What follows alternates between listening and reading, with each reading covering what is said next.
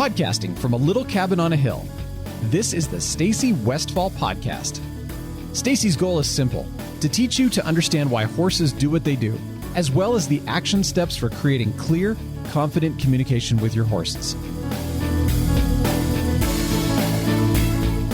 Hi, I'm Stacy Westfall, and I'm here to teach you how to understand, enjoy, and successfully train your own horses.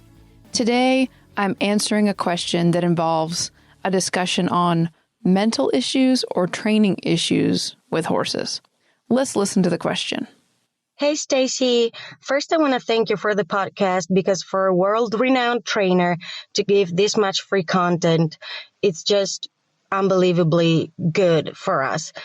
Now to the question. A few years ago, I bought a 4.5-year-old gelding trained on basic flat work. Sorry, my heart is racing. I took him even though the owner was very transparent about how aggressive he was from the ground. And I wasn't scared, and I just thought, okay, this will just get better in time. Turns out he's 10 now and still have the same behavioral issues that make haltering, grooming, tucking up a little unpleasant, I would say. I can tell if he got a little better or if I mastered some techniques to safely be around him. If you correct him trying to bite or kick, he only gets more aggressive. And under saddle, he's one of the best horses I've ever ridden. A bit on the lazier side, but fairly easy to train. So complete opposites. Do you think there are horses who maybe have mental issues or trauma so serious that it makes impossible to fix certain behaviors? Or is it just me? I hope this gets on the podcast. Fingers crossed, Camila from Italy. Thank you for being brave and asking your question. I promise I don't bite. What I'm going to do to answer this question is let's discuss mental issues, training issues, and then I'm going to tell you about a little general idea that I have floating around in my head that is 10%, 80%, 10%. Let's start with the mental issues. When I think about the truest mental issues I've ever seen with a horse, it makes me want to use words like a chemical imbalance. And before I go too deep into that, I want you to pause and think, what do you believe about chemical imbalances in humans and how that would affect their brain? Or let's say in dogs, which is another area where it's been studied much more than horses. Because I think some of our beliefs from one area of life will carry over into these other areas. For example, I believe in chiropractic because I experience a lot of relief when I go to the chiropractor. But I know other people who say, I tried it, it didn't do much for me, I'm not quite sure I believe in it. So I think everybody comes in with their own opinions on these different things.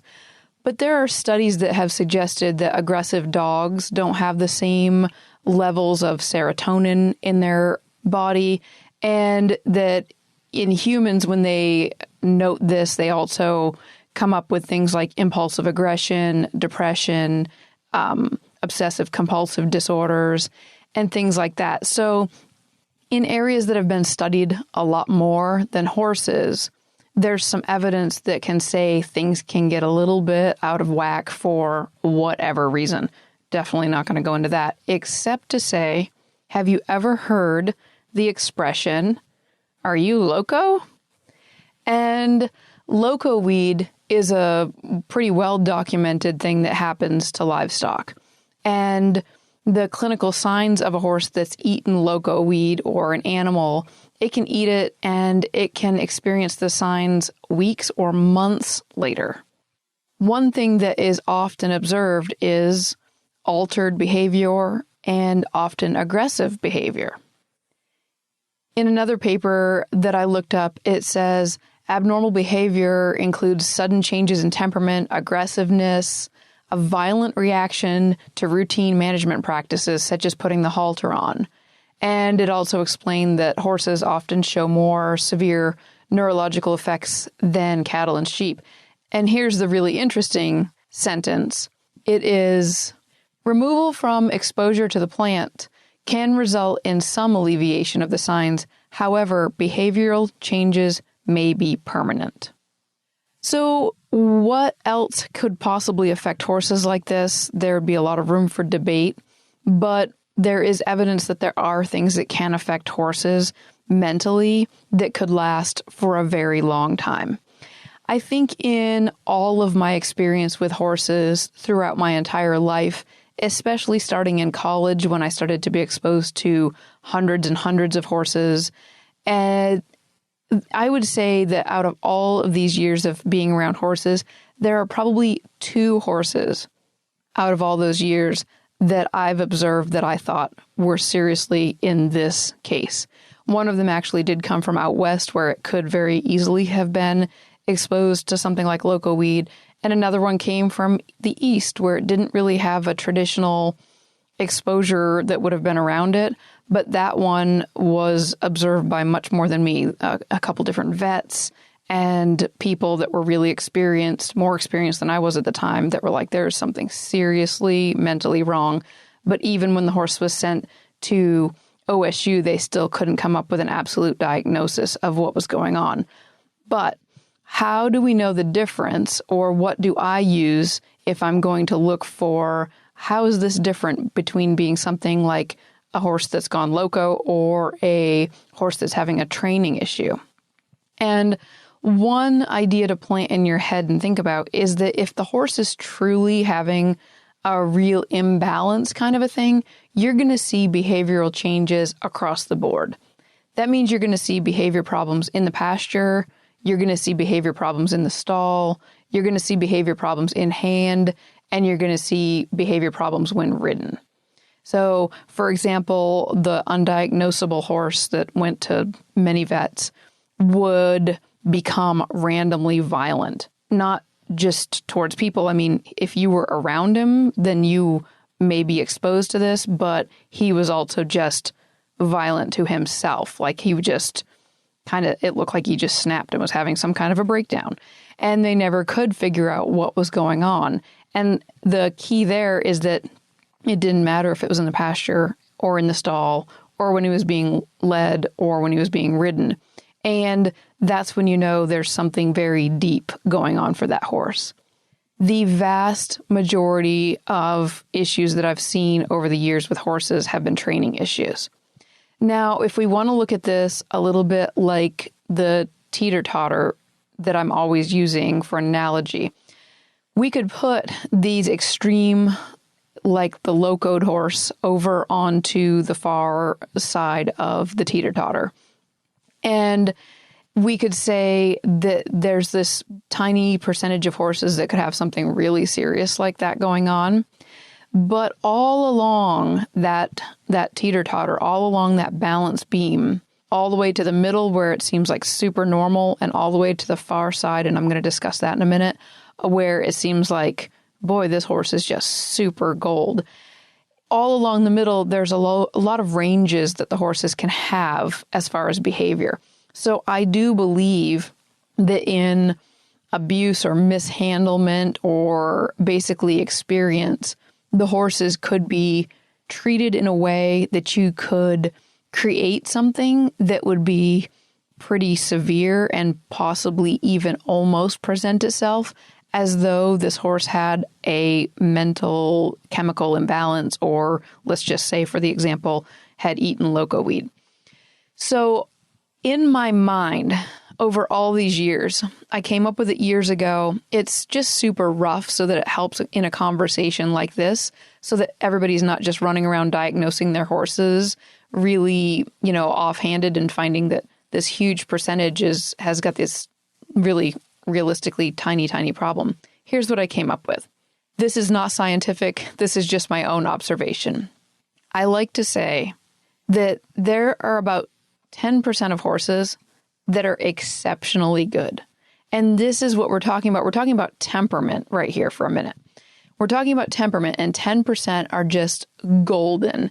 That means you can go around the world and you can go around, it doesn't matter if it's a big professional show or a backyard get-together, a trail ride, it doesn't matter the experience level of the people handling the horses, you'll find 10% of horses that are just golden. They're just so good all the time. Then I believe that we could maybe even go as high as 10% of horses out there that really need an expert. Maybe it's only 1% that have eaten locoweed or have some kind of chemical imbalance. I really don't know where that breaks down, but I do believe that there's a good shot out there that there's 10% of horses where you really need an expert because there's some serious problem happening. If you ever saw the movie Buck, that was an example of one of these 10% where, whoa, something really bad's happening here. And I believe that there's an 80% in the middle, and that 80% is what the majority of us deal with.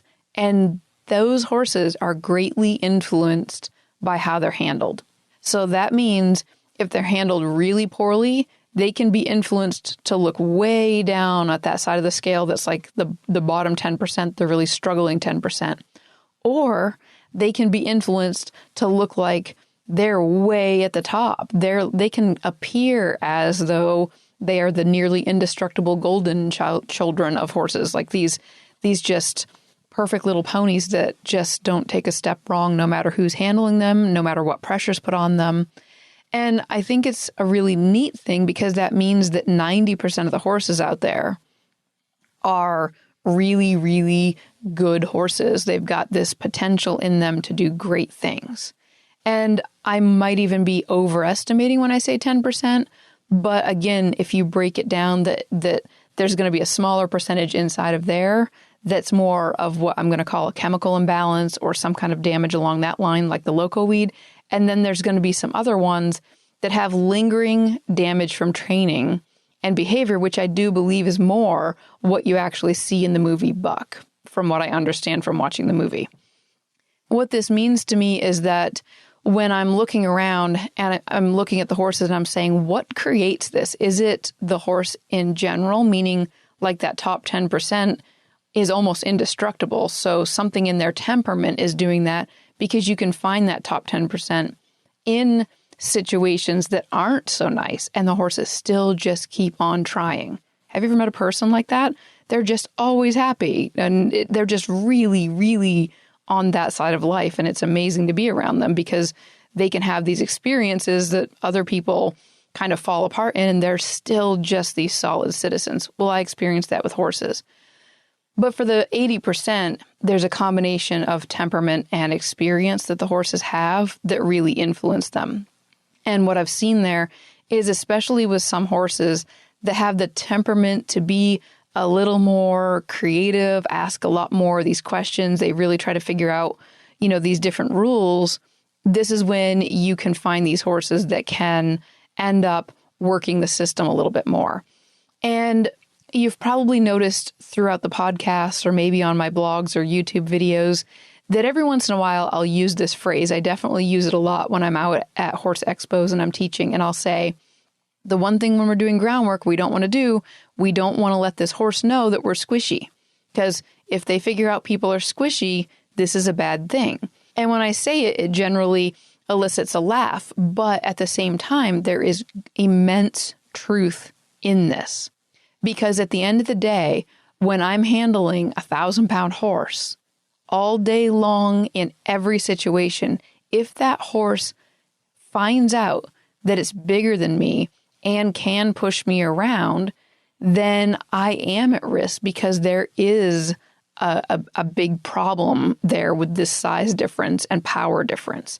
Thankfully, the horses tend to be so trainable, and they don't explore this very much. But you will find horses that find out that the rules on the ground are a little bit different than the rules on their back. I remember growing up, whenever a horse was misbehaving, I wanted to get on top of it because in my teenage mind, on top was much safer than on the ground. Because on the ground, it felt like they could step on me, they could bite me, they could kick me, they could squish me against something. I generally didn't have a lot of groundwork control, and I felt really vulnerable there. And in my mind, I was like, well, geez, when I get up on their back, this, as long as I can stay on top, this feels a lot safer. And then over the years, I've actually seen horses that learned to rub people off up against things or go lean against a wall and try to squish the rider's leg. It's amazing the number of things you'll see when horses get creative or the training is lacking in different areas. There can be some very interesting thoughts that come up in these horses' minds. But I would say that unfortunately, or maybe the reality is, there's a pretty good chance that this horse has learned some different rules between the groundwork and the ridden work.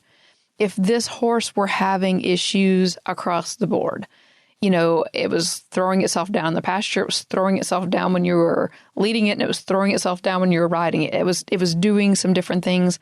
I would think, oh, geez, this probably has like some kind of mental imbalance going on that's across the board. But when we start to see it really whittled into one area, like the groundwork, it's got this set of rules. It's really aggressive. You go to correct it and it's like, oh, you want to correct me? Let me show you what I'm willing to do. And it's kind of willing to step up. But then when you ride it, it's not. This is much more of a traditional red flag to the idea that the horse has learned that there are different rules. And the reality is they really are bigger and they really are powerful. And it is so much easier if the horses don't discover that. So prevent. The old saying of an ounce of prevention is worth a pound of cure is for sure true when we're training the horses to be in that safety zone or that respectful zone. A very short conversation on a huge topic would be, how retrainable are they? And typically, they're pretty retrainable. I'm definitely not saying that they don't have preconceived notions. And an example I've used a lot of times is, if you were a person who smoked cigarettes for 20 years and then you quit, typically there's a greater chance of a relapse from that into that habit again than somebody who never smoked. So we just know that there are certain habits that once you have them, you're more likely to maybe have a relapse into that. Now, you're for sure going to meet people that don't have a relapse into that. And there's all kinds of exceptions to this rule. But the thought would be prevention is a bit stronger. And then is it changeable? Yes. But what's interesting is a lot of times it goes back to that grandma's rules that I talked about in an episode where I said they'll change according to the handler. And I see that in a much smaller degree all the time at my clinics. I'll take hold of the lunge line and ask the horse to do something, and the horse reads my body language and goes and does it. And then the owner takes it back and the horse goes, wait a minute, we have a different set of rules. So it is a big topic of this. Could there be mental imbalances? Could there be training issues? Is it temperament? Is it experience? And I think it's something very worth pondering as you're around horses and you're watching different things. Thanks so much for leaving your message, and thank you all for listening, and I'll talk to you again in the next episode. If you enjoy listening to Stacy's podcast, please visit stacywestfall.com for articles, videos, and tips to help you and your horse succeed.